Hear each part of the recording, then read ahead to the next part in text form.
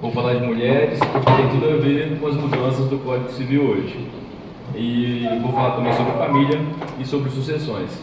E aqui a primeira herança que eu tenho aqui hoje é a herança do Antônio Carlos, porque o Antônio Carlos é uma herança que veio do meu avô. Ele era um grande amigo do meu avô, virou um grande amigo do meu pai e hoje é um grande amigo meu também. Eu brinco que ele é o meu amigo mais velho, mas eu não sei se é verdade não. Ele só tem o prefeito. É flamenguista. É flamenguista. Bom, como o Antônio já antecipou, meu nome é Breno, eu sou advogado no Escritório de Advogados. Nossa atuação lá hoje tem um foco no contencioso civil. É um escritório que nós chamamos de escritório boutique, é um escritório pequeno, com poucas pessoas, mas que consegue dar uma atenção personalizada para cada processo que nós temos. Então nós buscamos causas mais complexas possíveis para que a gente possa dar uma resposta com maior atenção, com maior atendimento, poder ir nos gabinetes dos magistrados e despachar com a atenção que cada caso merece. Bom, iniciando a minha palestra, eu só deixa eu puxar. Travou? Eu acho que travei aqui um instante. Então essa pessoa vai. Foi. Bom, então quando o Antônio me convidou para vir aqui conversar um pouco, dialogar um pouco sobre o Código Civil, ele falou que era no Rotary, eu tive o cuidado de pesquisar um pouco do que é o Rotary. E eu vi até que o Rotary foi criado por um advogado. Me corrijam, por favor, se eu estiver errado. Paul Harris, salvo engano, em 1905. Então eu fiquei até um pouco mais confortável na condição de advogado de estar aqui com os companheiros e as companheiras. E vi também que um dos lemas importantes do Rotary é mais se beneficia quem melhor serve. Então eu espero que hoje, com a minha fala, beneficiar um pouco aos senhores e às senhoras. Bom, iniciando, nosso Código Civil, hoje é o Código Civil de 2002, mas já tivemos também o Código Civil de 1916 e agora a possibilidade de ter um Código Civil em 2025, 2026, 2027, a depender do que for feito no nosso Congresso, no nosso Senado. Mas mudança do Código Civil, ela veio em 2023, uma proposta através de um ato do presidente do Senado que institui uma comissão de juristas para analisar e tentar aperfeiçoar o Código Civil. Porque o Código Civil, muito embora de 2002, tem muitas questões que ainda são lá de 1916, que demandam mudanças. A sociedade muda, as pessoas mudam, as famílias, principalmente hoje, são uma coisa que ninguém consegue mais definir o que é uma família, o que faz parte da família. Cachorro é parte da família, as formações de família hoje são cada vez mais distintas. A mulher na sociedade tem um outro papel hoje, um papel diferente. Existe aquele papel de dona de casa, mas a mulher também se inseriu no mercado de trabalho. Isso tudo altera um pouco o pensamento da lógica a ser construída nesse novo Código Civil. E aí, o que traz de tão relevante as mudanças do Código Civil? Há um fenômeno que a gente está chamando de contratualização do Código Civil. O que isso quer dizer? É que a gente vai fazer mais contratos. Nós teremos mais contratos. E o que isso significa? A gente vai ter mais liberdade para dizer o que a gente quer da própria vida. Então a gente vai aqui, igual a gente está falando de amor, a gente vai regular o nosso amor. Como é que a gente quer gerir o nosso amor? O nosso amor para com nossas esposas e esposos, o nosso amor para com nossos filhos e netos. É isso que trata essa abordagem que eu tenho aqui para falar. E eu quis trazer isso porque eu acho que serve para todos que estão aqui, uma abordagem um pouco mais abrangente, como serve também para os próprios familiares, de instruir e perguntar. Às vezes tem um neto que está casando, vai casar em qual regime de bens, por que vai escolher esse, por que não vai escolher aquele. Então, essa contratualização significa uma menor interferência do Estado, uma maior liberdade para mim. E aí surge então um importante fundamento que a gente tem que ter e adotar, que é um aprimoramento do planejamento patrimonial e sucessório. A gente já fala um pouco disso hoje em dia, muita gente já faz um testamento, já faz uma sociedade holding, mas ainda assim vamos ter que avançar, mais ainda com as liberdades que nós vamos ter diante do novo código. E aí eu pergunto aos senhores e às senhoras, vocês imaginam com quantos contratos se faz uma família? Alguém aqui tem ideia de quantos contratos se pode fazer uma família? Eu acho que é um só. Será? Não A sei. gente pode, por exemplo, Eu penso. Na verdade, se pensarmos friamente, não precisa fazer nenhum contrato. Porque eu posso ter uma união estável, que ela não vai estar regulada em lugar nenhum. É uma sociedade de fato que nós temos ali. Ao mesmo tempo, nós temos um pacto antinupcial que eu posso fazer, ou melhor, antes disso, posso fazer um contrato de namoro. Eu não quero nem uma união estável, nem um casamento, eu quero fazer um contrato de namoro. Temos o primeiro. Eu posso fazer um pacto nupcial para definir o regime de bens, um segundo. Eu faço um casamento, um terceiro. Eu faço eventualmente um pacto pós-nupcial para mudar o meu regime de bens, um quarto. Eu faço um testamento, 5. Faço outro testamento, 6. Então são inúmeros os contratos que a gente pode fazer para regular a nossa própria vida.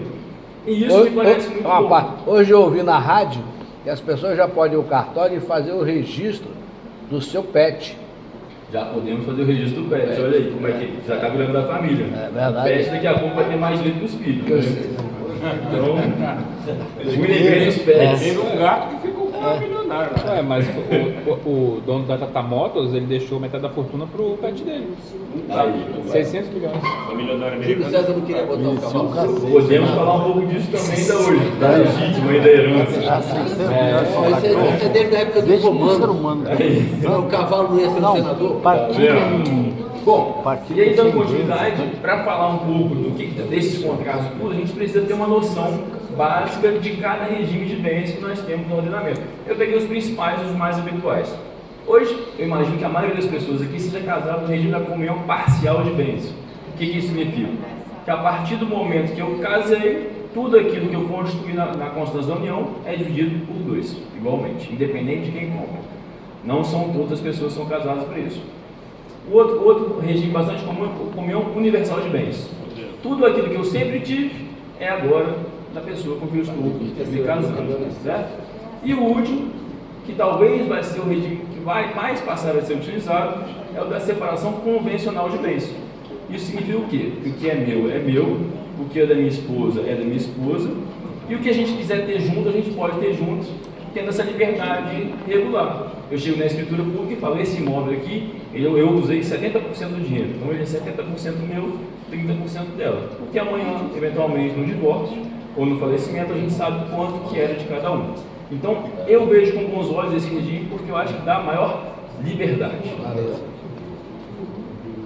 Bom, e aí falando do regime de comunhão parcial de bens, eu escolhi esse artigo um pouco pequeno aqui, mas eu vou ler para vocês, porque eu acho que é uma mudança já importantíssima. É uma mudança que eu brinco que eu acho que dá calafrio em empresário, essa mudança aqui, principalmente para quem tem empresa, cota social. Por quê? Até então, a valorização das cotas sociais, elas não incluíam, não comunicavam no regime da comunhão parcial de bens. E aí a nova redação proposta pelos juízes é no sentido de incluir a valorização das cotas ou participações societárias ocorrida na constância do casamento, ainda que a aquisição das cotas ou das ações tenha ocorrido anteriormente ao início da convivência do casal. O que acontece hoje na prática? Se eu tenho uma empresa que ela é anterior ao casamento e eu me caso no regime da comunhão parcial de bens, a minha empresa ela jamais será comunicada, a não ser, lógico, se a mulher ingressar com dinheiro, um capital, participar efetivamente de alguma coisa. Nessa nova dimensão que a lei está colocando, independente disso, dela participar ou não, a valorização das cotas. Eu já tenho uma empresa que hoje ela vale 10 mil, daqui a 10 anos essa empresa vale 10 milhões, ela vai ter direito a essa valorização da empresa. Então, muita atenção aqui aos empresários que se valem das empresas. Para quem tem sociedade holding patrimonial, principalmente, que hoje é tido como um grande mecanismo de proteção, talvez no novo código não seja mais assim. A gente precisa repensar e utilizar de outras ferramentas para se proteger. Vai ser retroativo ou só depois da promulgação das empresas que abrem na frente? Como a gente está, pela letra da lei, se eu tenho uma empresa anterior, a valorização dela, independente de quando eu casar, só que a valorização é calculada a partir do momento que eu casei. Mas se vai fazer os casamentos depois da lei, começar a ter... Não sabemos ainda porque ainda não temos uma lei definida, mas tudo indica que vai valer para todo mundo. Eu imagino que vai englobar geral. Tá? Independente. Então, se eu ter já casado. fiquem sabendo para a gente poder até se outra movimentar forma. antes e prevenir os conflitos nesse sentido. Uma mudança. Tem que pensar tem que se organizar para todas as situações da vida. Bom, outra mudança muito importante, principalmente para as mulheres. Nós temos os herdeiros necessários. Herdeiros Nós necessários temos são aqueles que pouquinho, cara, tem obrigatoriamente têm que receber uma parte da legítima. E eu vou explicar exatamente o que é legítima Adiante. Na redação atual, são herdeiros necessários os descendentes, filho, neto, bisneto, os ascendentes, pai, avô, e o cônjuge. Na nova redação, o cônjuge foi excluído. O cônjuge não é mais herdeiro necessário. Então, quer dizer que, se a minha mulher falece, não necessariamente que eu vou receber qualquer patrimônio dela, e vice-versa. Cuidado. Bom, e aí essa exclusão da herança facilita, inclusive eu posso colocar num testamento, se eu quiser, que eu não quero deixar bens para minha mulher, ou para meu marido, dependente de cada um. Simplificou. Era uma coisa que não era permitido porque era herdeiro necessário. E aí a legítima, que a gente entra na legítima, também é muito importante. O que significa legítima? E aí, quando a gente falece, a gente pega aquele montante do nosso patrimônio, e nós temos 50% desse montante, a metade dele, ele vai ser destinado exclusivamente para os meus herdeiros necessários. Hoje, ascendente, descendente e cônjuge. Com a nova redação, ascendente e descendente. Então, a mulher ou o marido deixaria então de ter direito a essa legítima, certo? Bom, e uma importância de mudança, que eu acho que é fundamental aqui, uma questão de dar maior liberdade também, é que no parágrafo 1º desse artigo, o testador, se quiser, ele pode destinar até 1/4 da legítima para um descendente ou ascendente que tem algum tipo de peculiaridade. Por exemplo, eu tenho um filho autista, então eu posso prestigiá-lo, dando uma maior porcentagem do meu patrimônio, do meu falecimento, para ele. Me parece bastante razoável à medida que o legislador está tomando. Então, tem essa amplitude da liberdade, porque até então 50% era fixo, não consigo tirar nada desse 50%. Eu posso doar 50% do meu patrimônio para quem eu quiser. Os outros 50% estão separados para essas pessoas em específico. E aí uma outra mudança fundamental para os cônjuges, para homens e mulheres. Na redação atual, o cônjuge, ele concorre tanto com os ascendentes quanto com os descendentes. Na nova redação, o cônjuge deixa de figurar como o primeiro a receber e passa a ser o terceiro. Então o cônjuge só vai receber herança se não tiver descendentes e não tiver ascendentes. Só a partir de então é que ele iria receber. Isso quer dizer o quê? Por exemplo, que é o que acontece na prática. Eu tenho um relacionamento com união universal de bens, com união parcial de bens. A partir do momento que eu via falecer, metade daquele dinheiro, como eu construí e adquiri o meu patrimônio na constituição da união, metade disso é também da minha esposa, correto? Então isso a gente vai chamar de meação. 50% é da esposa ou do marido sobrevivente. Os outros 50%, supostamente, se fossem bens particulares, a esposa ou o esposo sobrevivente concorreria. Agora não mais, com essa mudança, não mais. Piorou para ela. Piorou para ela numa dimensão que a gente fale, pensando nas mulheres que pode ser piorado para ele, vai depender daquela circunstância que você tem. Se a pessoa não trabalha, se a pessoa trabalha, ela acaba podendo ficar desamparada, é verdade. Mas por isso que a gente tem outros mecanismos, tanto para proteger, como também para desproteger, né? Vai ser utilizado para o bem e para o mal. Então, o primeiro mecanismo que eu comentei mais cedo, é o contrato de namoro. Então, eu posso me proteger de ter uma relação de união estável e vou criar uma sociedade de fato. É a sociedade de fato com que cada um contribuiu, nós vamos dividir, eventualmente, na separação. É uma questão muito mais de direito civil do que direito de família. Uma outra ferramenta extremamente importante são os pactos antinupciais. O que é o pacto antinupcial? Por natureza, o pacto antinupcial ele foi criado para a gente poder escolher o regime de bens. A lei dá um regime de bens supletivo, comunhão parcial de bens. Então, se ninguém quiser nada diferente disso, nós vamos casar no regime da comunhão parcial de bens. Se eu quiser alguma coisa de diferente, eu tenho que fazer um pacto antinupcial, que eu posso criar cláusulas ou aderir a outro regime de bens que existe. Comunhão universal de bens, separação de bens. E aí eu faço isso nesse pacto. O pacto é só para isso? Não. O pacto também dá outras possibilidades e outros mecanismos para a gente poder se blindar, ou se preparar, ou se organizar. E a gente acha que eu entendo isso tudo no planejamento de vida. E no momento que você está muito bem, porque no momento que você está casando, no momento que você está feliz, no momento que você está em paz. Porque é muito mais fácil resolver as questões quando nós estamos apaixonados do que depois, quando nós estamos divorciando ou no falecimento, que mistura os sentimentos. A gente sabe que quem trabalha com família sabe da dificuldade que é muitas vezes resolver um problema, porque a gente não consegue, às vezes, raciocinar direito. Então a gente leva as coisas para a emoção e não consegue pensar. Então eu quero segurar esse copo aqui, porque esse copo é sagrado para mim. Mas, na verdade, às vezes eu quero manter uma briga, eu quero criar uma dificuldade. Então um pacto social bem feito pode diminuir a chance desse conflito ter um escalonamento muito grande. E aí, como sugestão, a gente tem, por exemplo, uma cláusula nova que estão colocando na doutrina, que é a cláusula do pôr do sol. O que seria essa cláusula? Uma alteração automática do regime de bens. Por exemplo, eu caso hoje, e como eu não sei, eu estou casando novo, eu não sei exatamente com quem eu estou casando, supostamente a gente sabe, mas... E eu começo inicialmente casando no regime da separação de bens.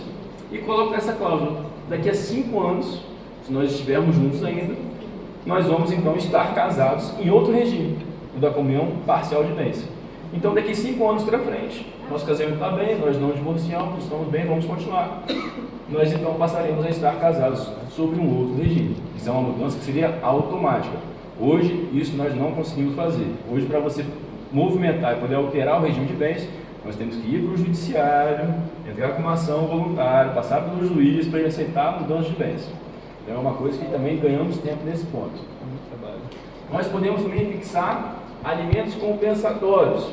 Então amanhã, se eu venho a terminar, minha condição de vida vai mudar completamente, radicalmente, em razão do fim do relacionamento. Eu posso já deixar uma cláusula que o meu esposo ou minha esposa, em caso de término, vai me pagar uma quantia de X, que pode ser uma quantia mensal, pode ser uma quantia cheia, da forma como ficar acordado. São os benefícios da contratualização, essa liberdade que a gente tem. Nós podemos também colocar, por exemplo, uma cláusula penal compensatória. Se eu for traído, eu sou obrigado a receber uma indenização. Então, se o meu marido me traiu e eu descobrir, ele tem que me pagar 50 mil, 100 mil reais, por exemplo. Isso é uma das escolhas que a gente faz. Pode ser feito ou pode não ser feito. Uma outra questão também muito importante, a gente não, para quem vai casar pela primeira vez, a gente não se preocupa muito com a renúncia e a herança. Mas quem vai casar pela segunda vez, e geralmente já tem filhos, existe uma preocupação com a herança. No atual código, diz a você não deixar sua herança para aquela mulher que te conheceu, ou para aquele marido que te conheceu quando você já tinha uma maioridade, você já tinha seu patrimônio todo constituído e não contou com a ajuda dele ou dela para criar aquele patrimônio. Então você quer, na verdade, prestigiar, às vezes, os seus filhos, às vezes um familiar, um irmão, uma irmã. Então existe também essa possibilidade que hoje nós não temos. Deixa eu ver como é que está meu tempo, estou encerrando. Um outro ferramenta muito utilizada e muito comum é um testamento. E aí eu coloco só a atenção de observar legítimo, porque nós podemos só testar até 50% do nosso patrimônio. 50% nós não podemos testar. E aí a mudança do código é exatamente para possibilitar até 1/4 daqueles 50% eu vou deixar para alguém que tiver algum tipo de necessidade, uma hipossuficiência, uma doença que necessite mais cuidados. O testamento também se pode pegar 50% do meu patrimônio, tem que doar para minha família? Não. Como falaram mais cedo aqui, eu doei 50% do meu cachorro, eu posso fazer isso. Posso doar para uma instituição de caridade, posso doar para outra. Meu cachorro vai na padaria comprar. E eu, com o convite do Antônio, estou até sugerindo ele, Antônio, coloca no seu testamento para ver se precisar de alguma coisa, eu divido a vida. Não tem problema não. Que concorrência.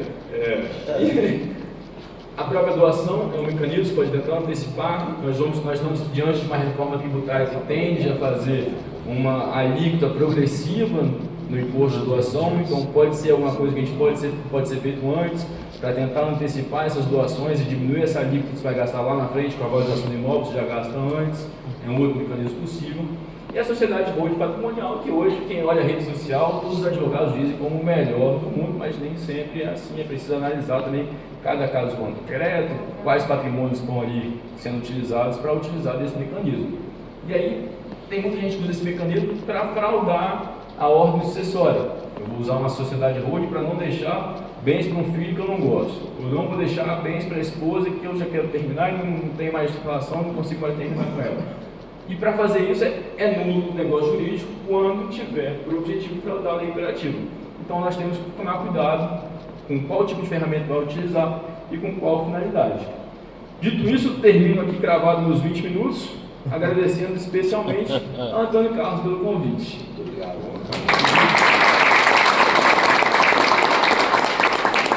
Fica à vontade, especialmente. Nós temos aí um prazo aí para os companheiros fazer pergunta.